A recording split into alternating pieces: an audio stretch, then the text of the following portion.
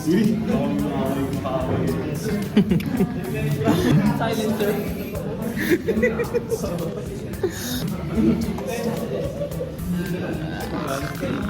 Guten Morgen. Balik mo. Baka makita ng laki ng mundo ah. Hello. So, andito na ako sa Tagaytay for our painting session. So far, nag-shoot ako konti for photography. Nag-shoot ako konti for photography. Though hindi pa ako sure kung anong gagawin doon. Puro snooze fest lang ako dito. Punta ako sa 7-Eleven kasi wala akong adapter. Hindi ko ma-charge yung laptop ko. So, hindi ko siya magamit. After that, baka bumili na rin akong dinner. Naglatag lang ako dito. Kasi ayoko muna sa kwarto. Ganito. Yung camera, laptop, I can't charge kasi, yun na. Mamaya na ako mag-retouch niyan. Bukas na lang.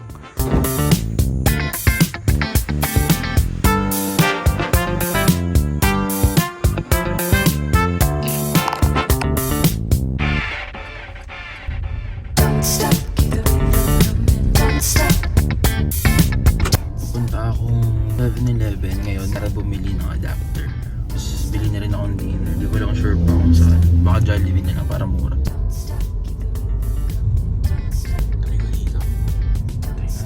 Guys, I got the goods. Beef tapsilog and charger. Kain muna ako guys. Diba totoo yan? Pinabala kasi mag-alan yung atelier. Mahal ba ng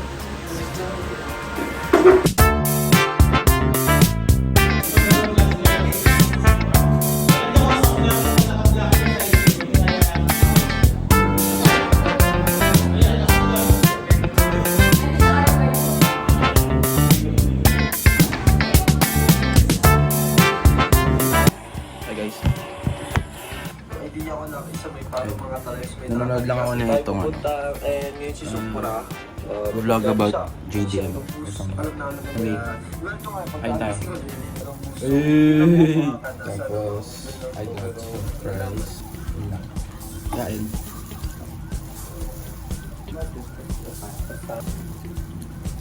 Trap. Wing vibe. Tinry ko lang.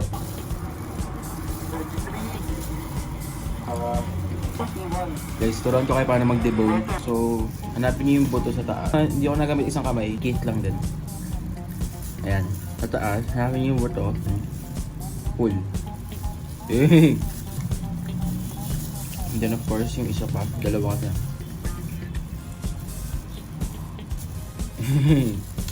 Ako kasi mahilig akong ano yung ginangat-ngat yung buto para makuha yung mga excess na laman. Anyway, ito. Dahil wala na siyang buto, pwede mo na siyang kainin ng buto. Crap. So yun guys, life update. Patapos na doon.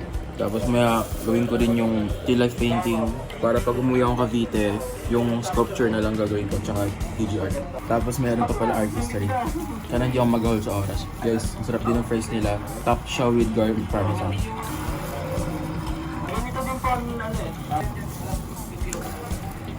May mga pieces na crunchy, which is yun yung gusto ko. So like, sarap na. Well, kailangan naman talaga mainit. Ganda na sky kanina. Actually, nauna ko. Naka-ready na si Piso. Kanina, napuno yung memory ko guys. So, dito ako sa isang phone. Tapos, update ko mamaya kung either maglilipat ako ng photos sa OneDrive kasi may 1TB pa ako doon. Or, mag-delete ako ng marami. Currently, I have 18K photos dito. And like, puno na rin yung iCloud. So, makalipat ko sa OneDrive. Or like, delete ko na lang yung marami. Okay, bye-bye! Guys, so I'm still on my other phone.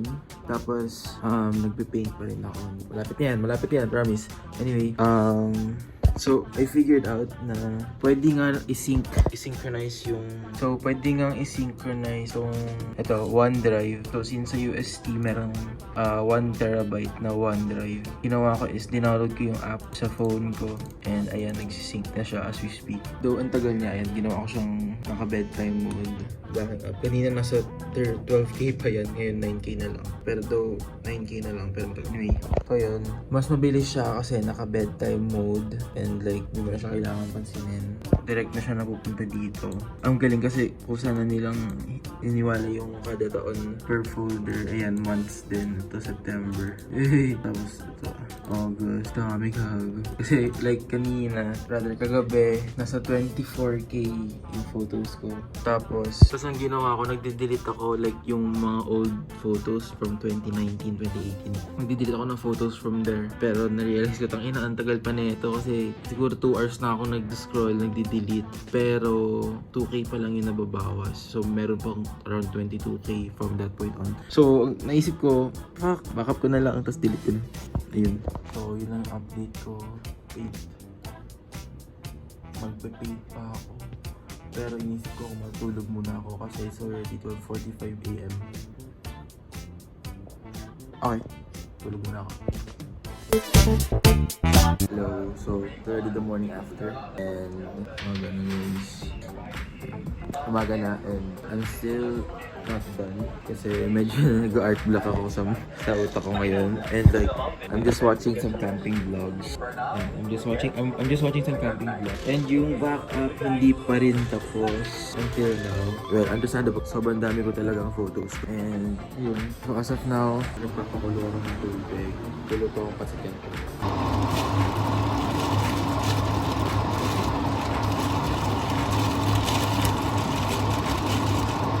So, agenda for today, tapusin mo na yung painting agad. Tapos, kolektahin yung files na gagamitin ko pang-edit sa video namin sa theology. Magliligpit na ako ng gamit. I actually, baka isingit ko pa itong still life painting ko. Tapos magliligpit ako ng gamit kasi uwi na akong Cavite. Update ko kayo mamaya.